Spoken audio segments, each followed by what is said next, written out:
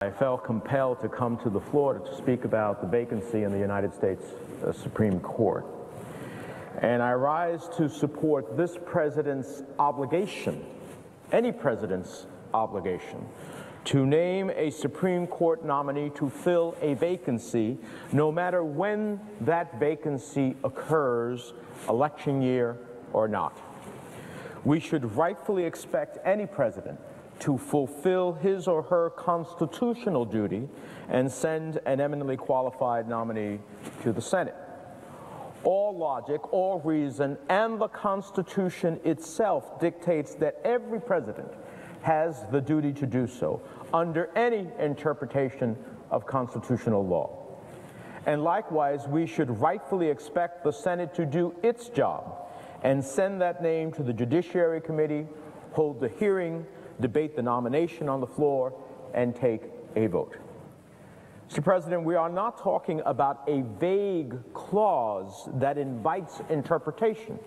We're talking about a very clear and concise clause, Article 2, Section 2, Clause 2, that states the President shall nominate, and by and with advice and consent of the Senate shall appoint judges of the Supreme Court. It does not say except in an election year. It does not say except when it does not suit the political agenda of the majority party in the Senate.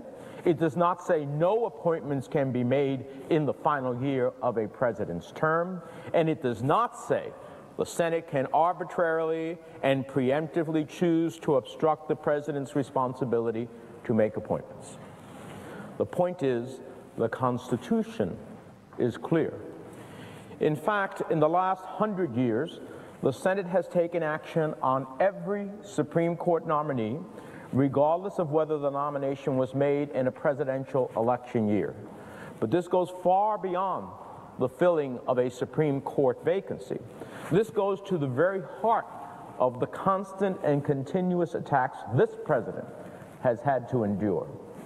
For more than 7 years, some Republicans have time and time again questioned the legitimacy of this president, from his election beginning with the legitimacy of his birth certificate, to accusing the president of lawlessness, having a Republican member of Congress shout liar during the State of the Union, to questioning his legitimate authority in his final year in office to fill the vacancy left by the death of Justice Scalia. It begs the question of why this president is being denied the opportunity to fulfill his constitutional obligation. Why are constitutional standards backed by history and precedent being questioned for this president's Supreme Court nominee? If we were to rely on pure logic and simple consistency, the question to ask is, would our friends on the other side deny a president of their own party the right to make that appointment? I think not. The only conclusion we can draw is that this is yet another validation of their strategic decision 7 years ago at a Republican retreat to make Barack Obama a one-term president and obstruct this president at every turn, and then claim political victory for their own misguided inaction and refusal to govern. What is most astonishing is that they claim, like Justice Scalia, that the Constitution is carved in stone, that it is undeniable and impervious to interpretation, and yet somehow they can completely ignore what it clearly states in yet another effort to obstruct this president's ability to govern. So I say to my friends on the other side, this president was elected twice to serve 2 full terms. It has only been 7 years. It's time to accept it and move away from obstructionism and on to governing. The president and I may have differences on certain policies, but we are in complete agreement that he should not be denied the ability to fill this vacancy on the court. Democrats did not deny President Reagan the ability to confirm Justice Kennedy in an election year, and the Republicans should not deny this president the same ability under the same circumstances. We should have the decency and respect for the Constitution to let the unambiguous wisdom of Article 2, Section 2, Clause 2 determine our actions today as we did then. So let's stop the political posturing. Let the president fulfill his constitutional responsibility and the Senate fulfill its advise and consent role. Let us fulfill one of the most basic and solemn duties we have. Let's have a hearing and take a vote. The American people deserve a fully functioning Supreme Court. There is a bipartisan tradition of giving full and fair consideration to Supreme Court nominees. Even when a majority of the Senate Judiciary Committee has not supported the nominee, the committee has still sent the nominee to the full Senate for a floor vote. And it should be noted that at no time since World War II has the court operated with fewer than 9 justices because of the Senate simply refusing to consider a nominee. Now, every day when I come to work, I pass the Supreme Court, and it says, the words over the portal of the Supreme Court say, equal justice under law. Equal justice under law. That demands that the judicial branch be fully functional. When we have a Supreme Court deadlocked on a decision, the decision in the lower court stand and the highest court in the land has no precedential value.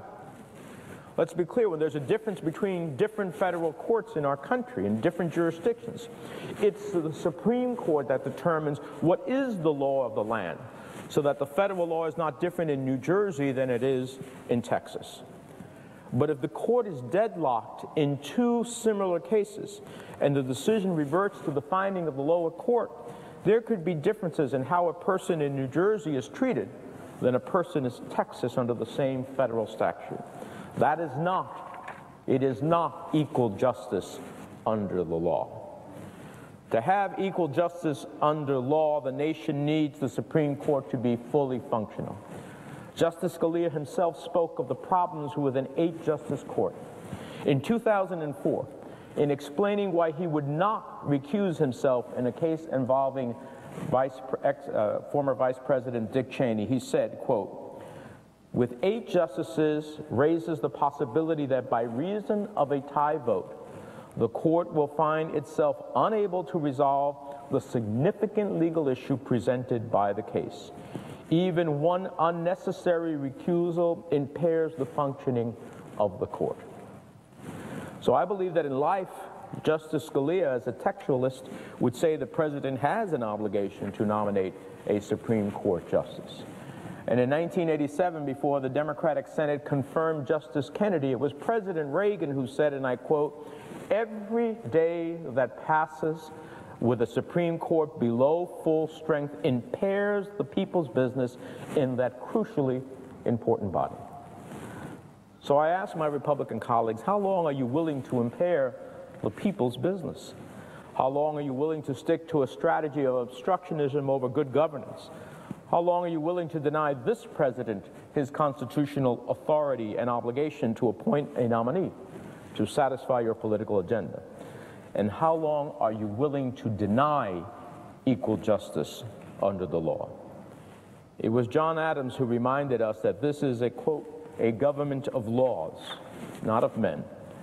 And it was Justice Felix Frankfurter who said, quote, "If one man can be allowed to determine for himself what is law, every man can. That means first chaos, then tyranny. Legal process is the essential part of the democratic process." Mr. President, let us not, in this chamber, be the one man. Let us respect the Constitution and do our jobs. In this case, the Constitution is settled law. Let's not unsettle it through a misguided determination to score political points to undermine the legitimacy of this president. The American people understand that our obligation in this process is to advise and consent, not neglect and obstruct. The American people will see the harm to our country and our courts if the majority continues these political tactics. Let's do the right thing.